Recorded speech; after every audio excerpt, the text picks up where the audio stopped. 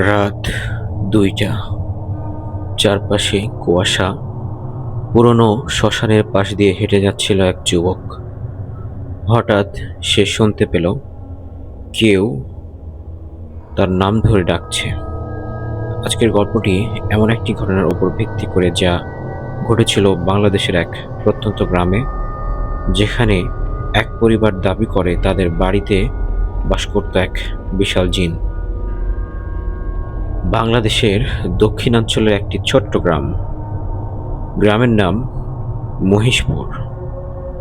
গ্রামটি ছিল শান্ত। দিনে মানুষ মাঠে কাজ করত, রাতে সবাই দ্রুত ঘরে ঢুকে দরজা বন্ধ করে দিত। কারণ গ্রামের পাশে ছিল একটি পুরনো শ্মশান।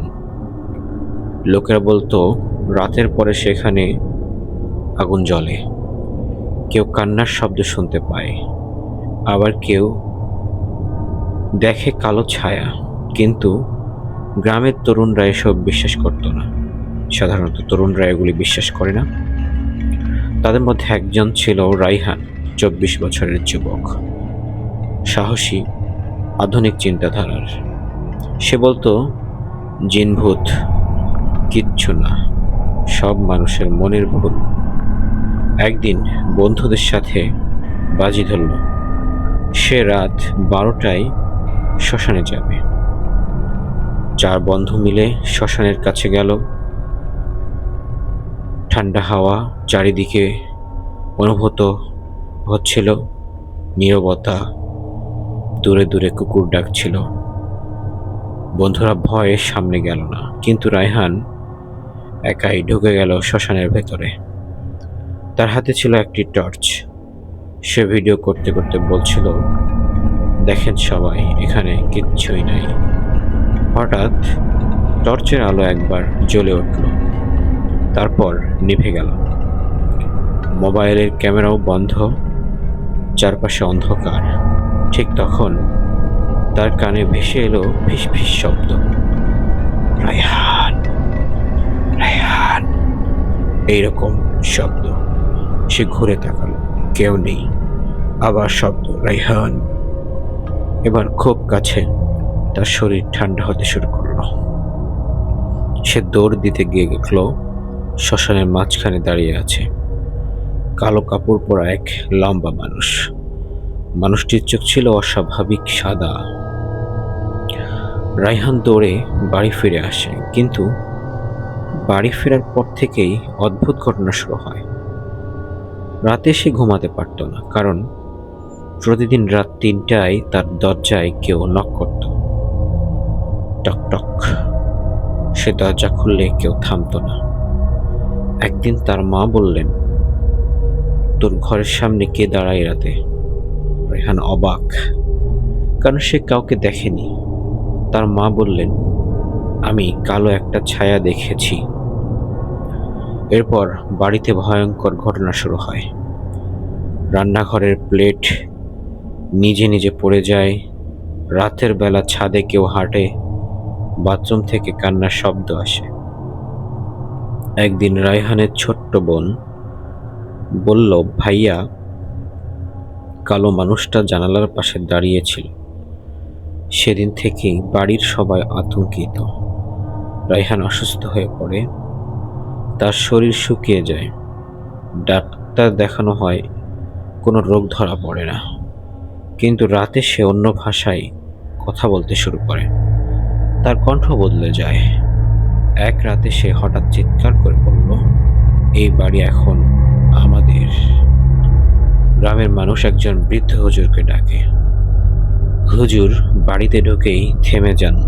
তিনি বলেন, এই বাড়িতে শক্তিশালী কিছু আছে। এরপর তিনি কোরআন তেলাওয়াত শুরু করেন। হঠাৎ রায়হান অস্বাভাবিকভাবে হাসতে শুরু করে। তার চোখ উল্টে যায়। সে বলে, তুই চলে যা। হুজুর বলেন, তুই কে? রায়হানের মুখ দিয়ে উত্তর আসে, আমি এই শ্মশানের পুরনো বাসিন্দা।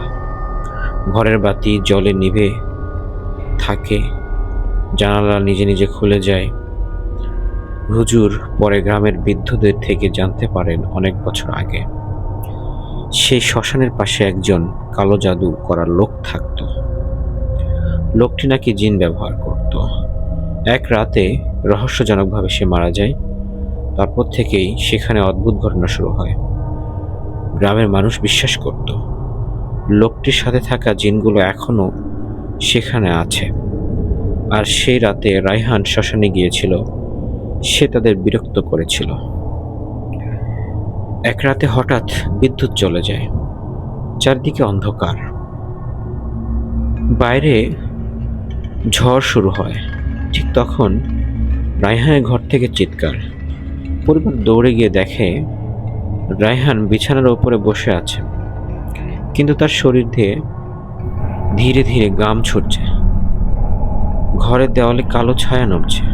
তার মা কাঁদতে থাকে, হুজুর কোরআন পড়তে থাকেন। হঠাৎ রায়হান গর্জন করে ওঠে, ওকে আমরা নিয়ে যাব। তারপর ঘরের সব জিনিসপত্র নড়ে শুরু করল। কাঁচ ভেঙে যায়, দরজা বন্ধ হয়ে যায়। হুজুরের উচ্চস্বরে আয়াতুল কুরসি পড়তে থাকেন। ধীরে ধীরে রায়হান চিৎকার করতে থাকে। তারপর হঠাৎ সে অজ্ঞান হয়ে পড়ে। ঠিক সে সময় বাইরে বিকট শব্দ হয়। মনে হচ্ছিল পুরো বাড়ি কেঁপে উঠল। কিছুক্ষণ পর সব শান্ত। রায়হান ধীরে ধীরে জ্ঞান ফিরে পায়। সে শুধু একটি কথাই বলে, কালো মানুষটা চলে গেছে। এরপর থেকে বাড়িতে আর কোনো অদ্ভুত ঘটনা ঘটেনি। কিন্তু গ্রামের মানুষ আজও রাতে শেষ শ্মশানের পাশ দিয়ে যায় না, কারণ অনেকের দাবি রাত গভীর হলে এখনও সেখানে একটি কালো ছায়া দাঁড়িয়ে থাকে আর দূর থেকে কারো নাম ধরে ডাকে। আপনি কি জিনের অস্তিত্ব বিশ্বাস করেন? আপনার জীবনে কি কখনো এমন কোনো ভয়ঙ্কর ঘটনা ঘটেছে? কমেন্টে জানাতে ভুলবেন না। আর এমন রহস্যময় বাস্তবধর্মী গল্প শুনতে চ্যানেলটি সাবস্ক্রাইব করুন। আর আপনার জীবনে ঘটে যাওয়া ঘটনা আমাদেরকে জানানোর জন্য আমাদের হোয়াটসঅ্যাপ নাম্বারে হোয়াটসঅ্যাপ করুন। ধন্যবাদ।